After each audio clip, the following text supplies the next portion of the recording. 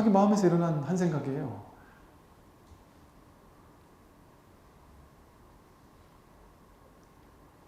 그거 외에 따로 악마가 없어요. 이 세상에, 온 우주에 악마가 없어요. 아니, 이게 놀랍지 않아요? 이 영화 보세요. 영화 같은 거. 얼마나 희한한 귀신이 많고, 희한한 악마가 많고, 희한한 무슨 마왕 파순이 많고, 막 적의 무리가 얼마나 많아요. 하나도 없다니까요. 자기 마음, 자기 분별심이 그거라니까요. 그러니까 두려워할 게 있어요? 자기 생각, 분별, 망상을 두려워해야 돼요. 내 탐진치 삼독을 두려워해야 돼요. 내가 탐하는 게 있으면 그거 이루지 못했을 때 괴롭거든요. 근데 탐하는 게 탁 없어지면 어때요? 괴로울 게 없죠. 원하는 게 없으니까. 원하는 게 없으니까 지금 여기 있잖아요. 아무 문제가 없죠. 삶이 자유죠. 대자유죠. 원하는 게 없으니까 바라는 게 없잖아요. 할 게 없어요. 가질 것도 없고. 그게 자유예요. 뭐 귀신이 있어요? 없어요? 영가가 있어요? 없어요? 영가 천도를 해야 돼요? 우리 집에 귀신이 있는데 스님 와서 귀신 좀 떼주세요. 뭐 저거. 귀신은 뭐가 귀신일까요? 명백한 귀신을 말씀드릴게요. 귀신은 뭐가 귀신이냐면 자기가 여기 아무것도 없는데 한 생각 일으켜서 이게 좋다 저건 나쁘다 이 세상 모든 걸 보고 이건 좋은 거 저건 나쁜 거 이 소리는 좋은 소리 저건 나쁜 소리 이 사람은 좋은 사람 저 사람은 나쁜 사람 이런 식으로 취사간택 분별을 해가지고 가치를 부여하는 거예요. 그러면서 그 분별 취사간택과 분별심에서 세상이 있다라는 망상이 생겨나는 거예요. 없는데 있다라는 망상이 생겨나가지고 그게 있음이 돼버린 거예요. 그 있음은 진짜 있음이 아니라 인연 가합의 있음이에요. 인연이 인과 인이 화합해서 거짓으로 있는 거예요. 진짜 있는 게 아니고. 그런데 그렇게 인연이 화합해서 만들어 놓은 걸 내가 분별해가지고 이건 좋은 거 저건 나쁜 거라고 분별하기 시작하면 그건 내 인생에 진짜 있는 게 돼버려요. 그렇게 해서 이 세상에 있다고 여겨지는 모든 것들을 내가 만들었어요. 그렇게 본래 있는 것도 아니고 없는 것도 아니거든요. 이 세상 모든 것은. 근데 내가 분별해서 있게 만든 거예요. 분별해서 있게 만든 거예요. 모양의 세계도 이렇게 내가 분별해서 있게 만들어요. 여러분 모양이 스님 아닌데요? 모양은 내 바깥에 거기 본래 있어요. 내가 마음으로 만든 거 아니에요. 그러잖아요. 정말일까요? 여러분 집 앞에 피어난 꽃 한 송이를 죽을 때까지 한 번도 못 보고 죽었어요. 예를 들어. 그러면 그 꽃 한 송이는 물질이잖아요. 내 바깥에 있는 정신적인 대상이 아니잖아요. 물질이잖아요. 근데 그거 내 인생에 없었어요. 내 세상에는 한 번도 없었어요. 여러분 흙이 뭐 마사토가 좋아요? 아니면 뭐 진흙 같은 흙이 좋아요? 뭐가 좋아요? 관심이 없죠. 흙이 뭐가 좋은지 관심 없잖아요. 우리는 관심 없잖아요. 저희 아버님은 어딜 가든 어느 동네를 가든 내 흙만 만진다니까요. 땅만 만져. 이 좋은 흙을 만나면은 아버님 입장에서 좋은 흙은 옛날에 우리 공구리라잖아요. 그 뭐라 하죠? 시멘 이게 공구리 하는 거. 그거 하기 좋은 흙. 우리는 흙을 봐도 그런 식으로 우리에게 창조되지 않거든요. 아버님에게만 독특하게 흙이 그런 식으로 창조가 된단 말이에요. 본인에게만 그렇게 좋은 흙, 나쁜 흙으로 창조되잖아요. 우리에겐 그런 흙이 죽을 때까지 없어요. 그런 세상이 없어요. 흙이 없는 게 아니라 그런 흙이 없어요. 내가 해석하고 내가 만들어낸 그런 흙이 없어요.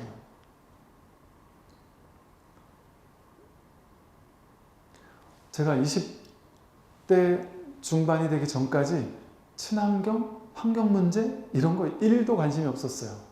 환경오염이 어쩌고 저쩌고 하는 거 아예 관심이 없었어요. 아예 관심사가 아니었다니까요.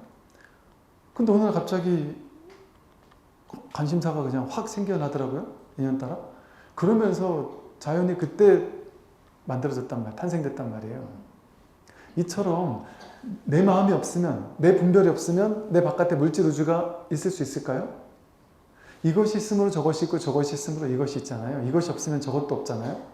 내 마음에 분별이 없으면 바깥에 분별이 바라보는 그 대상도 없어요. 물질 우주도 없어요. 연기적으로만 일어날 수 있는 거예요. 내 마음이 있으므로 세상도 있는 거예요. 그럼 물질 세상이 그렇듯이 마음도 똑같죠. 정신적 대상도 마찬가지죠. 귀신이라는 어떤 대상, 그게 있다고 믿는 사람에겐 있어요. 굳게 믿게 되면 그 귀신을 또 봐요. 실제로 봐요. 그리고 봤으니까 더 믿어요. 그걸 아니라는 사람을 막 화를 내고 그럴 수도 있어요. 자기는 분명히 봤으니까. 그래서요, 중국 사람은 귀신을 볼 때 강실을 보고요, 우리나라 사람은 귀신을 보면 처녀 귀신을 보고요, 나라마다 보는 귀신이 달라요. 다른 귀신이 보여요. 왜 그래요? 자기 의식 속에 귀신은 이런 거야 라는 생각이 있으니까 그 생각이 귀신을 투영시키는 거거든요. 그러니까 자기가 만든 거죠. 자기 분별 의식이 만든 거죠. 그러니 똑같은 지역을 지나갈 때 그 지역을 지나가면 귀신을 본다는 사람이 있어요. 그 어디에 예전에 제가 막 자전거 한참 군에 있을 때 자전거 타고 여기저기 많이 다닐 때가 있었어요. 근데 어느 구를 지나가면 거기 귀신이 항상 있다는 거 유명해요. TV에도 나왔었어요.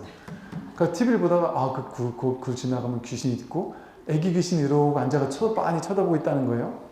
그래서 수많은 사람이 그걸 본다면서 무서워서 혼자서는 그냥 가지도 못한다 그러더라고요. 제가 그 굴을 뚫어져 쳐다보면서 봤죠. 갈 때 밖에 없길래 다시 찾아봐야지. 올 때 찾아봐도 없단 말이에요.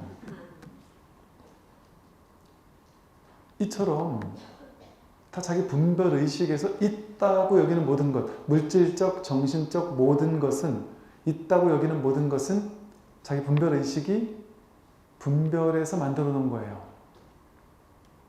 분별해서 만들어 놓은 거. 분별해서 만든 대상이란 말이에요. 모양이란 말이에요. 모양. 즉 모양으로서의 있음은 분별심이 만들어요.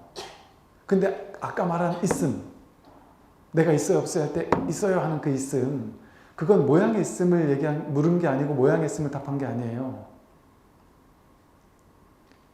이 모양이 아닌 있음, 이건 뭐냐면 무분별심의 있음을 말하는 거예요. 모양도 없고 크기도 없고 빛깔도 없고 어디 있는지도 모르겠고 볼 수도 없고 들을 수도 없고 느낄 수도 없고 알 수도 없는, 그러나 이렇게 살아있는, 깨어있는, 없다고 말할 수는 없는데 그렇다고 있다고도 말할 수 없어요. 왜 우리가 있다고 말할 때는 모양으로 있는 것만 있다고 말하거든요. 분별로. 그러니까 분별심이 만들어낸 모양만 있다고 여긴단 말이에요. 그러니까 우리가 있다고 여긴 모든 것은 모양의 있음이에요. 모양의 있음. 근데 제가 이걸 말할 때는 모양의 있음을 말하는 게 아니에요. 그러니까 이 소리는 특정한 모양을 지니고 있잖아요. 이 소리의 모양이 있잖아요. 이 소리의 모양과 이 소리의 모양은 다르잖아요. 그럼 제가 이거예요 라고 하다가 이거예요 라고 한단 말이에요. 그럼 모양을 얘기하는 게 아니죠. 이걸 두들겨도 이 마음이고, 이걸 두들겨도 이 마음이고, 흔들어도 이 마음이고, 냄새를 맡아도 이 마음이고, 한 생각 일으켜도 이 마음이란 말이에요. 그러니까 이 마음은 보는 거, 듣는 거, 느끼는 거, 아는 거, 그걸 얘기하는 게 아니죠. 볼 때 늘 있고, 들을 때 늘 있고, 냄새 맡고, 맛보고, 생각하고, 언제나 늘 있는, 그러나 모양도 없고, 크기도 없고, 빛깔도 없는, 알 수도 없는, 그러나 이렇게 생생하게 깨어있는, 깨어있어요. 이렇게 여기도 깨어있고, 이것이 온 세상 모든 것이, 이거 없이 이 세상에 모양만 있을 수가 있을까요? 모양을 지닌 일체 모든 것은 다 여기서 나오지 않았냔 말이에요. 그 모양만 있을 수 있어요? 딱 봤는데 그 본 대상은 있는데 이 마음은 없을 수 있을까요? 뭔가 볼 때 이 보는 놈 없이 보이는 것만 있을 수 있어요? 뭔가 볼 때 이 보는 마음이 언제나 있단 말이에요. 근데 보는 마음은 어떻게 찾을 수가 없어요. 근데 우리는 이 보는 마음이 눈이라고 생각해요. 눈이 보는 게 아니거든요. 눈을 통해서 이 보는 마음이 작용을 하는 거예요. 그러니까 눈을 뜨고 보고 있지만 이게 눈이 보는 게 아니라 이 마음이 보고 있죠. 그러니까 눈 뜨고 있어도 마음이 딴 데가 있으면 눈앞으로 못 보는 거예요. 소리를 듣고 있어도 귀가 듣는 게 아니로 이 마음이 듣는 거여서 소리가 들리는데 내가 딴 생각하고 있으면 그 소리를 못 들어요. 마음 하나가 있단 말이에요. 그래서 좋은 일이 일어나도 이 마음이고 싫은 일이 일어나도 이 마음이고 늙어도 젊어도 이 마음이고 이 마음은 늙을 수도 없고 젊을 수도 없고 클 수도 없고 작을 수도 없고 좋을 수도 없고 나쁠 수도 없고 언제나 여여부동해서 여여 한결같고 부동 움직이지 않는 거여서 불생불멸 생겨나지도 사라지도 않는 거고 불구부정 더럽지도 깨끗하지도 않은 거고 부증불감 늘어나지도 줄어들지도 않는 것이고 유무중도 있다고 할 수도 없고 없다고 할 수도 없는 것이고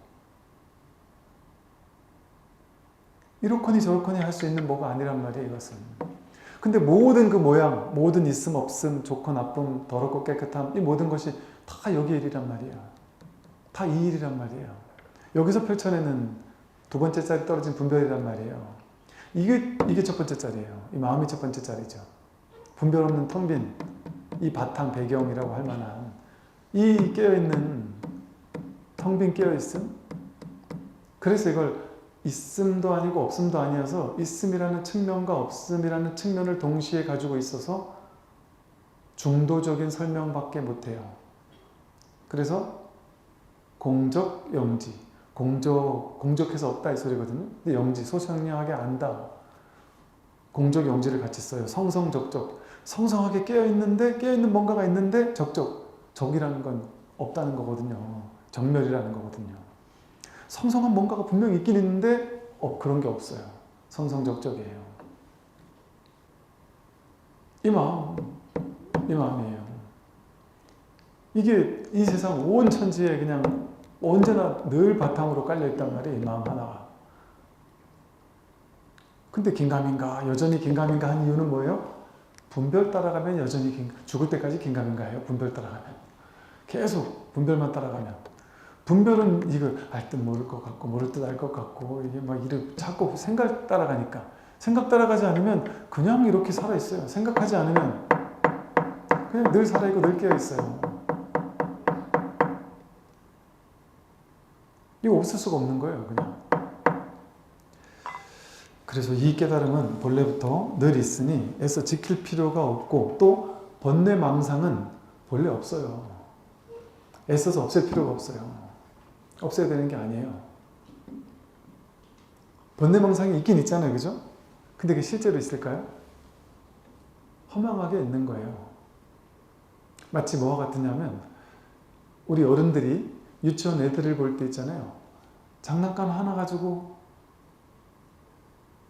딴 친구가 잠깐 나 딴 거 하는 사이에 잠깐 가져 놀아다가 막 울고불고 난리를 쳐요.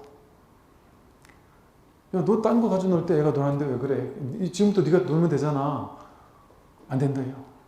걔가 좀 전에 가져 놀았던 거 다 물려놓으라고 막. 그걸 어떻게 물려놓아요? 근데 그냥 막 생떼를 쓴단 말이야, 애들은. 내 거를 만든 그 자체가 싫다는 거예요, 그냥. 그럼 어른들 입장에선 너무 막 쓸데없는 생떼를 쓰니까 뭐 화도 나고 짜증도 나고 그러니까 혼도 내고 막 이런단 말이에요. 어째 왜 저런지 이해를 못해. 뭐 하나 다른 것도 아니고 아무 문제 없는데 넌 왜 자꾸 문제 있다고 생각하니? 어이가 없잖아요. 애들 보면 언뜻 생각하기에는. 유치원 애가 집에 들어오면서 막 울면서 들어와요. 6살짜리 유치원 애가 막 울면서 들어와서 왜 그래 했더니 남자친구한테 차였어요. 남자친구가 나 말고 내 짝지 딴 여자애가 걔가 좋대요. 그러면서 태어나서 처음으로 그 절망감을 느낀 거죠. 그래서 그 엄마가 보면서 가슴 아프긴 해도 아이고 그렇구나 힘들구나 이렇지만 좀 웃기죠 한편으로는. 근데 그 앞에서 웃을 수가 없어요. 웃었다가 내가 충격받을까 봐. 애가 난 심각해 죽겠는데 엄마가 나를 좀 비웃어? 이렇게 할까 봐 같이 힘든 척을 해줘야 된단 말이에요. 속으로 웃기지만 귀엽지만 얼마나 귀여워요. 요만한 애가 찾았다 그러고 막 사겠다 그러고 그러면 얼마나 귀여워요. 그렇지만 그 아이 눈높이에서는 막 죽겠는 거예요. 세상이 무너지는 것 같고 막 괴롭지 않겠어요? 그럼 우리 어른은 아이고 제가 저거 얼마나 가겠나, 내일이나 모레 또 가가지고 딴 애 만나가지고 또 엄마 나 또 쟤랑 사겨 이럴 수도 있잖아요. 걔가. 그럼 엄마는 다 아니까 엄마는 전혀 안 심각해요. 애는 지 혼자 심각하지. 근데 엄마는 걔 앞에서 그냥 심각한 척만 해주는 거지 엄마는 하나도 안 심각하잖아요. 왜? 그게 그 아이에게 번뇌지만 엄마한테는 번뇌가 아니에요. 그리고 엄마는 뻔히 알아요. 제가 저게 번뇌인 것처럼 지는 지금 그 번뇌라는 생각에 사로잡혀 있어가지고 번뇌라고 생각하지만 좀 이따가 바로 없어진다는 걸 엄마는 알거든요. 그래서 좀 이따 엄마가 얘가 평소 좋아하던 아이스크림 하나 먹으러 갈까? 그럼 좀 전까지 막 울고불고 하던 애가 갑자기 진짜 사줄 거야? 야, 저 베스킨 어쩌고 하는 데서 썰이 어쩌고 하는 데서 사줄게. 그럼 얘는 막 그냥 갑자기 좋아가지고 엄마가 절대 안 사주는 아이스크림을 사준다니까 신나가지고 간단 말이에요. 보세요. 인연 따라 생겨난 마음이어서 다른 인연만 바뀌고 조건만 바뀌면 얘가 바로 달라질 걸 엄마는 알거든요. 그 괴로움이 진짜 괴로움이 아니어서 금방 없어질 괴로움이라는 걸 안단 말이에요. 금방 괜찮아질 걸 뻔히 안단 말이에요. 그러니까 보세요. 엄마라는 지혜 있는 어른이 볼 때는 아이의 괴로움이 괴로움이 아니에요. 아이의 번뇌가 번뇌가 아니에요. 아이가 힘든 것도 힘든 게 아니에요. 그리고 엄마 입장에, 성숙한 엄마 입장에서는 어때요?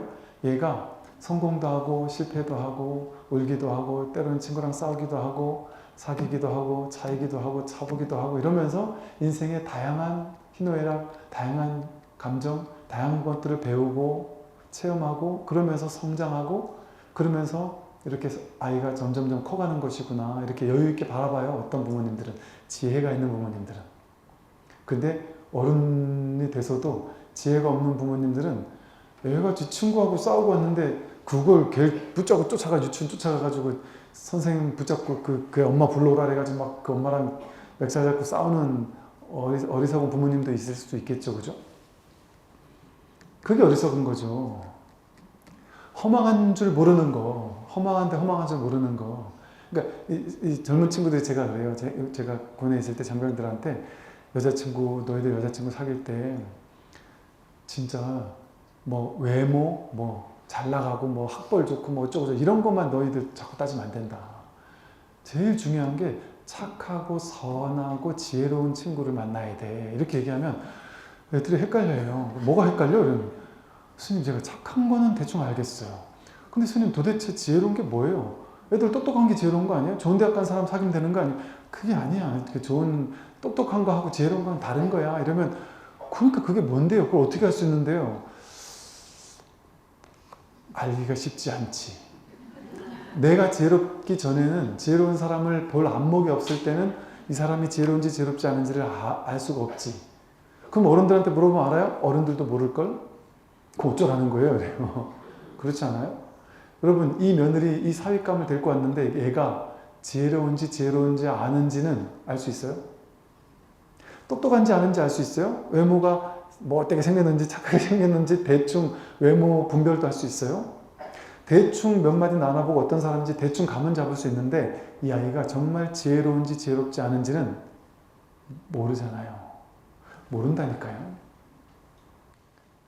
계속 오래오래 살아봐야 알아요. 근데 그래서 제가 이제 이 친구들한테 지혜로운 게 뭔지를 좀 쉽게 설명해 줄게 하고 이런 얘기를 했었던 기억이 나요. 지혜로운 사람은 쉽게 말하면 탐진치 삼독이 좀 없는 사람인데 더 쉽게 말하면 자기 생각에 대한 고집 집착이 좀 없고 유연한 사람. 내가 이래야 돼 하면 절대 그렇게만 해야 되는 사람. 자기 고집을 끝까지 부리는 사람. 유연하게 대화가 잘 안 되고 자기 생각, 그 생각이 아무리 옳아도 거기 과도하게 집착하고 고집 부리는 사람. 자식을 이렇게 키워야 돼, 자식을 공부 잘하게 키워야 돼라는 집착을 하면 무조건 자기 생각만 옳다고 여겨서 자식은 죽든 살든 무조건 공부를 시키고 보는 사람이 된단 말이에요. 그렇게 지혜롭지 못한 엄마는. 근데 지혜가 있는 엄마는 자식을 공부를 최선을 다해서 시켜요. 시키는데 공부해 이러면서 무조건 공부가 옳은 거니까 무조건 시키지 않아요. 하라고 하지만 아이가 도저히 안 된다, 도저히 못한다, 도저히 너무 안 할 것 같다 그러면 그래 괜찮아, 안 할 수도 있지, 천천히 하자 이렇게 시킬 수도 있고요. 또 지혜가 없는 사람은 공부해야 된다는 그 생각에만 집착하니까 공부해 라는 말밖에 못해요. 씻어! 이런 말밖에 못해요. 또 네 방 청소해! 이 말밖에 못해요. 지혜롭지 못한 사람은. 그런데 좀 지혜가 있는, 왜 그 결과에 대한 집착만 있는 거예요. 그게 옳으니까. 근데 지혜가 있으면 여기에 집착하지도 않고 여기에 과도하게 집착하지 않으니까 결과 위주가 아니라 과정을 바라봐요. 그래서 무조건 내가 집착하는 결과를 끌어내려는데 목적 있지가 않아요. 그래서 공부해! 이렇게 하는 게 아니고 자연스럽게 어떻게 하면 얘를 공부하게 만들 수 있을까 하고 한 발 나아가서 전체적으로 그 아이의 입장, 그 아이의 상황, 그 아이의 조건, 그 아이의 지금 마음 상태 이런 걸 이렇게 봐요. 관한단 말이에요. 본단 말이에요. 내 입장에서 자식을 보는 게 아니라 자식의 눈높이에서 자식을 본단 말이에요. 있는 그대로 본단 말이에요. 보면 얘가 지금 공부하기 싫다는 걸 알아요. 얘는 놀고 싶은 거예요.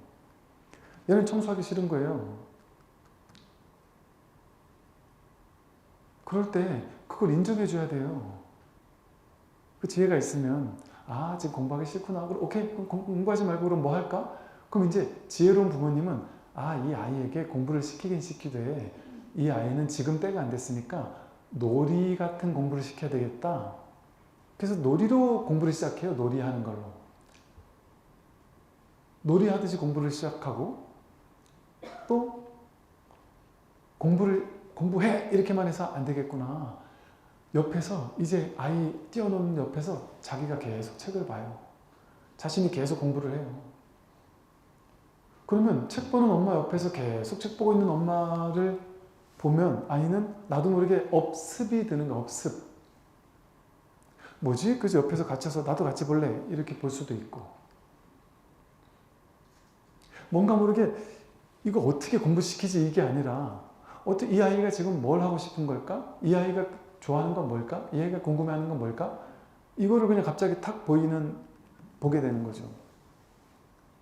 제가 전에 그랬잖아요. 우리 여름 불교 학교를 하는데 보사님들이 아이한테 책을 읽히고 싶은데 집에서 너무 책을 안 보니까 스님이 애들 책 좀 보게 해주세요. 그러는데 이렇게 어려운 미션이 세상에 없더라고요. 도대체 애들 책 보게 하는 미션을 어떻게 할 수가 있겠어요.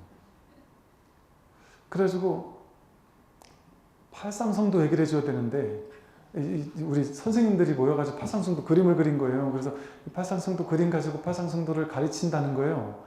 근데 멀리서 이렇게 A조 애들을 팔상성도 교육을 하는 걸 옆에서 멀리서 지켜보니까 나도 하기 싫겠더라고요. 그 부처님 생애를 그 재미도 없는 걸 재미없게 그렇게 얘기를 해주더라고요. 왜냐면 그분들도 공부해서 가르치는 거니까 공부한 대로 막 알려주려니까 그러겠죠. 야 저거는 나도 재미없는데 싶더란 말이죠. 그래서 파상성도를 이제 그 다음 주에서 혹시나 이 프로그램 중에 하나 정도는 제가 해도 될까요? 그랬더니 스님이 지금 너무 좋지요 그러길래 그럼 제가 이 파상성도 가르치는 여기선 제가 할게요. 그럼 이제 애들이 조별로 나눠가지고 여기저기 한 번씩 그거 미션 수행하면 여기로 오는 거예요. 그럼 그 모든 조가 여기로 한 번씩 온단 말이에요. 그 요주에서 파상성도를 가르칠 때 부처님 생애를 전혀 부처님 생애 같지 않은 부처님 생애를 완전 각색도 하고 애들 눈높이에서 애들이 뭐가 재밌을까 궁금할까를 가지고 막 재밌게 얘기했던 기억이 나요. 그때 애들이 되게 막 재밌어 하더란 말이죠. 그래서 이제 그 생각이 탁 나길래 책 읽는 얘기를 하는 게 생각이 나길래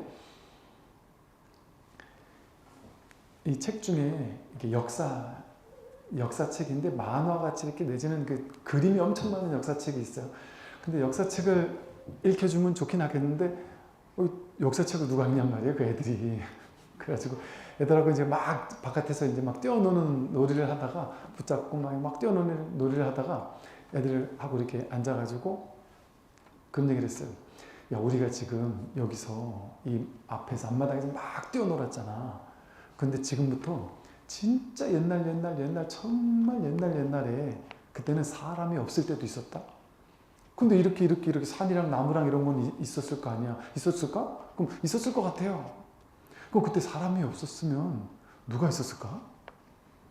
사람이 있었을 수도 있겠다. 그럼 사람이 우리 같은 이런 옷을 입었을까? 뭐 이러면서 좀 너희들이 학원이 있었을까? 뭐 유치원이 있었을까? 뭐 집이 있었을까? 집은 어떻게 생겼을까?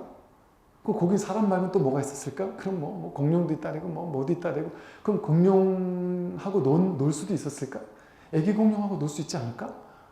뭐 이런 데부터 시작해가지고 야, 사실은 그때 하면서 그 얘기를 하면서 그거 싹 보여주면서 요렇게 뛰어놀았어. 요 옛날 원신 애가 있잖아. 얘하고 저 공룡 있잖아. 이런 애들이 같이 뛰어놀았대. 그러니까 애들이 갑자기 우르르 와가지고 책을 보는 거예요. 그래서 요때다 해가지고 중간중간 좀 재밌을 법한 얘기들을 이렇게 넘겨줬었거든요.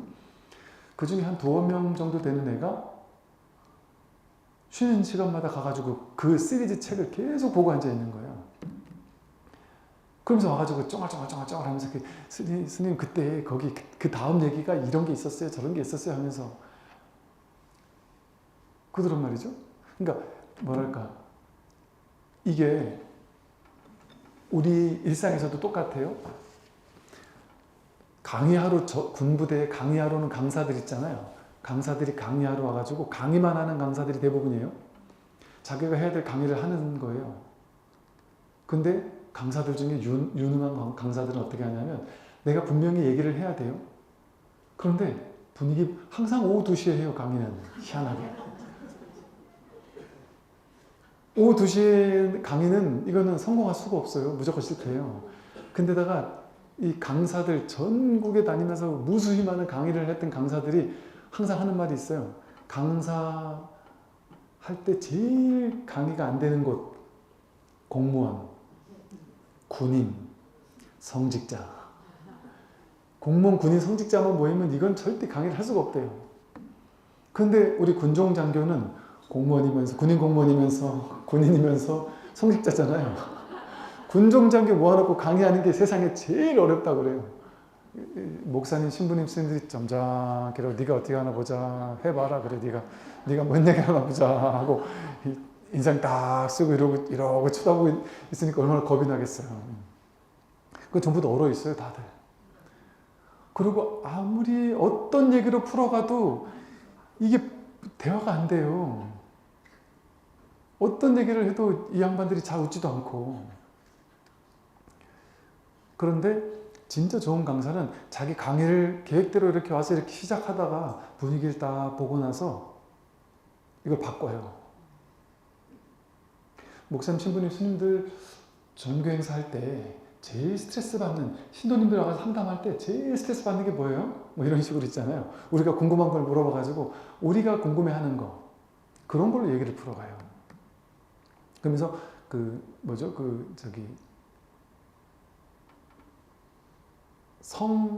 성인지력 향상 교육 뭐 이런 거 하는 강사가 있는데 맨날 똑같은 얘기를 하다가 이제 우리 성직자분들한테 와가지고 그 얘기를 하더라고요. 모 성직자분이 모 신도님이 처음 온 신도님인데 처음 왔다고 막 반갑다고 막 이렇게 잘해주고 또 그 종교는 이렇게 한 잔도 하고 하니까 신자들하고 같이 한 잔 하다가 새로 오신 분 와가지고 한 잔 따라 보라고 그 얘기했다가 나중에 그 사람이 약간 성추행 내지는 그런 걸로 고소했다는 거예요. 그 주변에 다 있었는데 그러니까 그런 거 여차하면 그게 그분을 챙겨준다고 생각했을 수 있지만 그게 뭔가 신뢰관계가 있고 아주 뭐 친해지고 이러지 않고 이래도 그러면 안 되겠지만 처음 온 사람한테 챙겨준다고 이따가 큰일 난다 뭐 이런 식의 얘기를 하면서 이 비슷한 얘기 여차 우리 딴에는 그래도 저분 좀 챙겨드려야지 했는데 그게 어떤 그 견해를 가진 사람은 그거를 되게 기분 나쁘게 받아들일 수 있는 그런 사례들 이런 걸 가져가지고 얘기를 하고 이러니까 좀 긋하더란 말이죠. 이럴 수 있듯이 결과 위주가 아니라 내가 생각하는 그걸 달성해야 된다는 그 위주가 아닌 거예요. 그 생각에 집착하는 게 아니라 유연하게 열려있는 사람이죠. 그래 아이한테도 무조건 자기 고집대로 아이를 키우지 않고 유연하게 남편과 상의하고 아이와도 대화를 하고 아이 눈높이에서 조금 궤도 이탈도 하고 이게 지금이 때가 아니다 싶으면 기다려주기도 하고 이게 집착 없는 사람들이 살아가는 삶의 방식이에요. 근데 집착이 많으면 어느 단체에 가더라도 그 단체에서 그 사람하고 부딪히는 사람이 생겨요. 자기는 옳게 잘한다고 생각하니까. 그 생각 때문에 온 천지 사람들하고 계속 부딪혀요. 근데 여러분 그러잖아요. 나이가 들면 들수록 사람이 둥글둥글해진다 그러잖아요. 지혜로워지는 거예요. 이제 옛날 같이 막 그렇게까지 막 지지고 볶고 싸울 필요도 없고 모날 필요도 없고 때로는 막 굳이 이길 필요도 없고 져주는 게 이제 큰 문제가 안 돼. 옛날에는 막 이기려고 길을 쓰다가 나중에 지혜롭게 나이가 들면 그냥 막 져주면 되지 하고 그냥 져준단 말이에요. 그러면서도 그냥 뭐 문제가 안 돼요. 그런데 모든 어른들이 그렇게 나이 들진 않을 수 있죠. 이상하게 나이가 드는데 나이 들수록 둥글둥글해지는 게 아니고 나이 들수록 더 모나지는 분도 계시죠. 그럴 수 있다니까요. 왜? 이게 우리 삶의 성격도 빈익빈 부익부예요. 성격이 안 좋은 사람은 자꾸 안 좋은 쪽으로 바뀌고요. 좋은 사람은 점점 더 좋은 업으로 바뀌어요. 좋은 업을 지으면 자꾸 좋은 업이 피드백이 되거든요. 그럼 점점 더 좋아져요, 사람이. 나쁜 업을 지으면 자꾸 나쁜 업이 피드백되고. 똑같아요. 세상은 원래 그렇게 돼 있어요. 그러니까 돈 버는 업을 가지고 있으면 자꾸 버는 업이 돼서 부자들은 자꾸 부자가 돼요.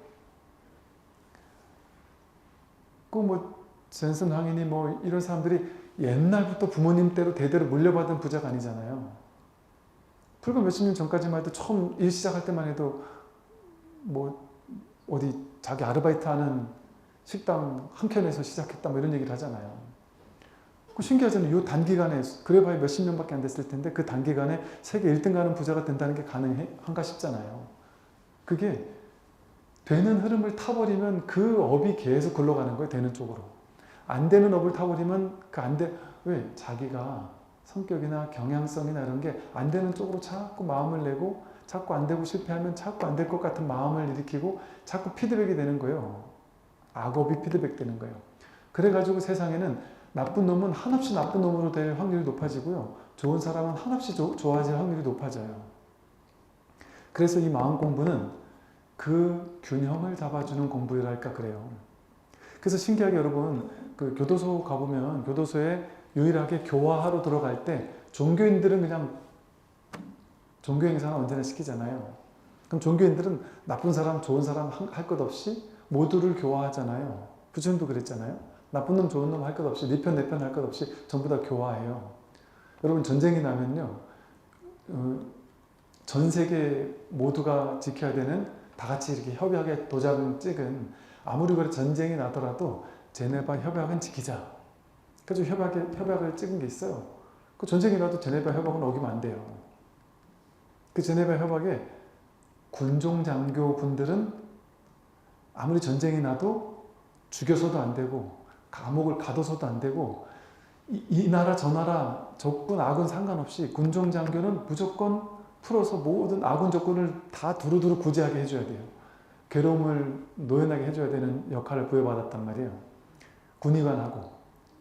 군의관도 아군 적군 상관없이 의사면 무조건 아군이고 적군을 다 구해야 되는 거예요. 치료를 해야 되는 거예요.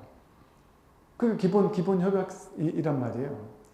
그도 그럴 것이 부처님도 그랬거든요. 부처님도 천하에 99명을 죽인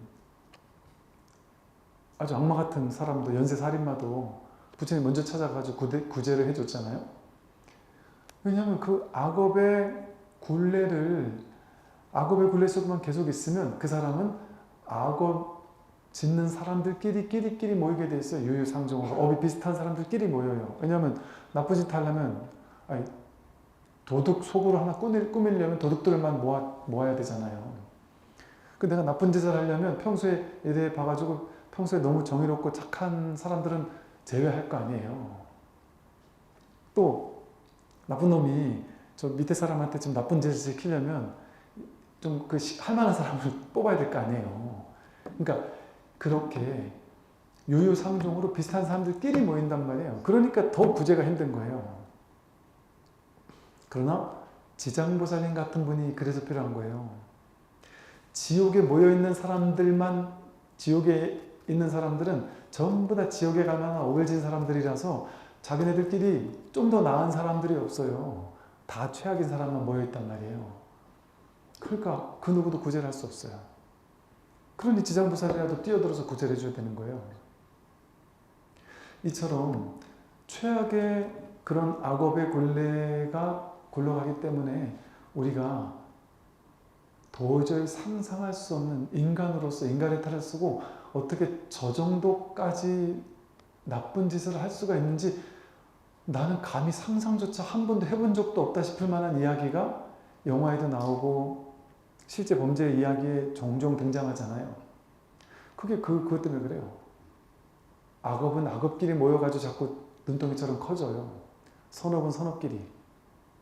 그래서 악업을 지은 사람이나 뭔가 운세가 안 좋다든지 내 팔자가 안 좋다든지 하는 사람은 일단 뭐부터 해야 되느냐? 그래서 이런 말이 있는 거예요. 옛날 어르신들 말씀에 좋은 기운 있는 사람들 주변에 가서 있어라. 좋은 사람들의 모임에 가서 깃들어 있어라. 그러니까 이 승가라는 게 그거거든요. 이 바른 마음 공부하는 사람들의 모임, 거기 그냥 깃들어 있는 것만으로 공부가 된다. 착한 사람들 주변에 가서 있는 거예요. 어떤 취미 활동을 하더라도 나쁜 취미를 가지는 것보단 좋은 취미를 갖는 게 좋죠. 안 좋은 취미를 가지면 거기서 뭔가 모를 그 안 좋은 일을 자꾸 하게 된단 말이에요. 근데 뭔가 밝고 긍정적이고 에너지 넘치고 좋은 사람들이 모일 수밖에 없는 그런 취미 활동을 하면 거기서 정말 좋은 도반들을 만나게 돼요.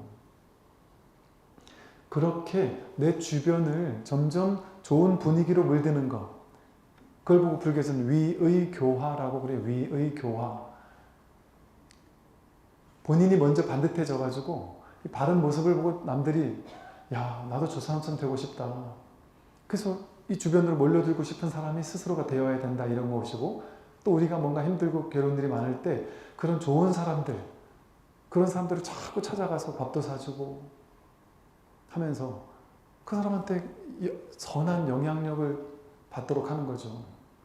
그러니까 친구, 가장 절친한 친구, 평생 사귀어온 친구, 절친한 친구 셋만 만나서 몇 시간 얘기만 나눠보면 그 사람 어떤 사람인지 대본에 안다고 하잖아요. 맨날 만나는 친구면 그 친구의 업과 내 업이 다르지 않으니까 만나는 거예요. 근데 보니까 나이가 이게 좀 이제 우리 같은 경우 이제 스님 생활을 한 10년, 20년, 처음에 한 5년 할 때만 해도 가끔 한 번씩 은사 스님이 휴가를 보내줘가지고 명절 때 집에 가면 고등학교 때 친구들 만나면 여전히 재밌어요. 농담 따먹게 하면서. 그럼 그 수준에 같이 농담 따먹게 막 하면 이 친구도 야, 나쁜 놈들이 중질 재밌냐 이런 식의 내 입에 약간 안 좋은 막 이게 거친 말투를 하면서 말을 해도 그런 식으로 말을 하는데, 저도 옛날에 그랬던 그 친구들하고 같이 살았으니까 중질 재미없다 왜 이러면서 그러고 살았단 말이에요. 한 5년 동안은. 근데 한 5년 지나니까 그런 말이 그닥 별로 재밌지도 않고, 그리고 또 이게 이제 한 10년 넘고 15년 넘어가지고 시간이 한동안 지나고 나서 한번 만나봤어요. 너무 신나서 만나봤어요. 근데 제 생각과 다르게 그 친구들 하는 얘기가 하나도 재밌는 게 없는 거예요. 하나도 뭐 이렇게 이게 아무런 교감이 안 되는 거예요. 교감이. 그거 안 되니까 더 이상 안 만나게 되고 안 가게 되더라고요. 그러니까 이 친구들도 저한테 전화를 안 하더니 새벽 2시에만 항상 전화를 해요. 몇몇 친구들이. 술 잔뜩 챘을 때만. 그래서 뭐 신사한탄하고. 그래서 이제는 업이 완전히 달라져가지고 가는 길이 달라서 이제는 참 길이 참 좀 그렇구나. 그런 생각이 들기도 하더군요. 그러니까 이처럼 하여간 우리가 이게 내가 바른 삶을 살고 지혜로운 삶을 사는데 가장 중요한 덕목, 그거는 억지로 노력해서 하는 게 아니에요. 억지로 노력해서 하는 건 힘이 작아요. 저절로 되도록 조건을 갖춰 놓으면 돼요. 인연을 갖춰 놓으면 돼요. 그래서 좋은 인연을 맺는다 이러잖아요. 선근 공덕을 짓는다 그러잖아요. 선한 인연의 뿌리를 심는다는 거예요. 좋은 사람들과 관계를 맺고 좋은 사람들이 있는데 가서 그 옆에서 계속 그 사람들과 물들면 되는 거예요. 물드는 건 노력하는 거 아니잖아요. 그냥 왔다 갔다 하면서 같이 살면 되는 거예요. 그러니까 가장 좋게 물드는 게 뭐겠어요. 이 도량에 와서, 이 청정한 도량에 와서 부처님 말씀으로 물들고 지혜의 가르침으로 물들고 무집착과 탐진치 삼독을 소멸하는 길로 물들고, 그러면서 더 중요한 건 물들어요. 이 공부가 어느 정도 저절로 물들어요. 이 공부에 물들어요. 그런데도 불구하고 이 절에 와서까지도 오래 살아온 삶의 업습이 있다 보니까 어른이 돼서 절에 왔다? 그러면 업습은 떼기 어려워요. 그러니까 여러분들이 해야 돼. 절에 갔는데 아이고 절에 갔더니 법문이 좋으면 뭐하노? 그 오는 뭐 도반들이 신도님들이 마음에 안 들거나 특정 신도님이 마음에 안 든다고 그래요. 특정 저 사람이 마음에 안 들어서 가기 싫어. 내지는 저 사람은 왜 저렇게 말이 저렇게 공격적이야? 이러고 저 사람은 또 왜 저렇게 집착을 많이 해? 왜 자기 스타일을 저렇게 고집해? 왜 이렇게 세게 얘기해? 그러면서 마음 공부해도 소용도 없네. 다 필요 없네. 그러면서 특정 사람이 꼴 보기 싫다고 안 나오는 사람도 있고 또 이 센 사람하고 저 센 사람이 또 부딪히고 서로 싫어하고 서로 미워하고 그러는 경우들이 저희 집안에도 있어요.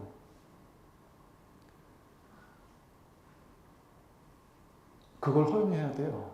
허용한다는 게 바꾸지 말라는 게 아니라 그분들도 최선을 다해 바뀌고 있는 중이에요. 근데 그 업습이 너무 오랜 세월 쌓여온 업습이 한 방에 녹아내리지 않아요. 10년, 20년 걸려요. 시간이 필요했던 거예요. 그러니까 난 그런 거 꼴 보기 싫어서 안 갈 거야 이렇게 얘기하지 말고 그거 보고 가지 말고 더 보고 가면 된단 말이에요. 그리고 좋은 도반 보고 가면 된단 말이에요. 분명히 그 중에 좋은 도반도 있단 말이에요.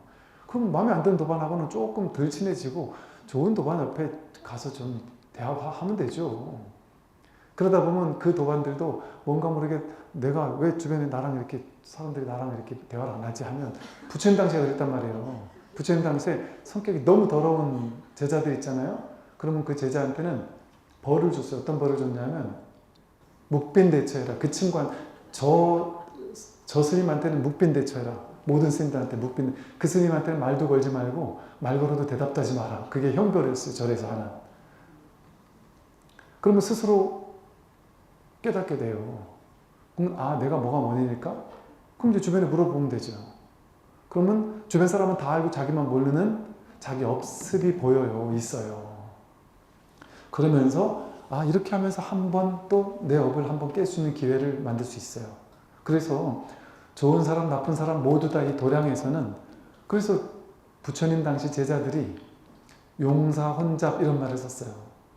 용과 뱀이 혼잡이라 그랬는데 제가 보기에는 용과 뱀과 지렁이까지 그냥 혼잡해가지고 모든 금기에 사람들이 다 있어요.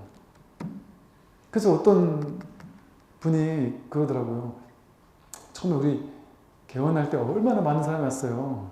근데 그 중에 어떤 분이 나중에 그런 얘기를 하는 게 누가 저는 스님 실망했어요. 그래서 왜요? 그랬더니 저는 저 스님 법문 들으러 온다는 사람들이라 그래서 다 정말 훌륭한 부처님들만 온 줄 알았는데 제가 제 눈으로 똑똑히 봤잖아요. 그러면서 어떤 사람이 그 데크 위에서 밑으로 쓰레기를 은근슬쩍 아닌 척하면서 쓱 버리더라면서 한 두어 멍을 그런 사람 봤다고 그러면서 충격을 받는 거예요.